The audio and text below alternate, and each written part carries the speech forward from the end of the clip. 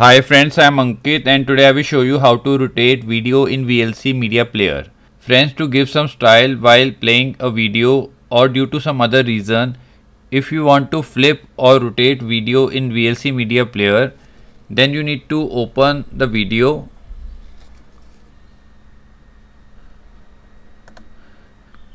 Now to change the angle of this video, you need to click on tools. Now here click on effects and filters. Now click on video effects. Now here click on geometric. Now select rotate.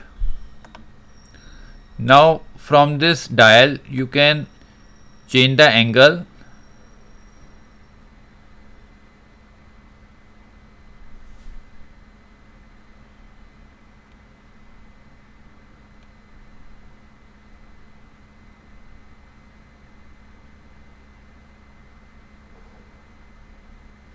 So basically you can rotate as you like,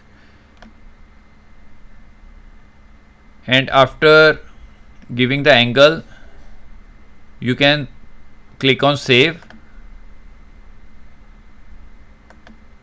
Now if you play the video, it will run on that angle. So friends, like this you can very easily rotate a video in VLC media player. I hope you find this video useful.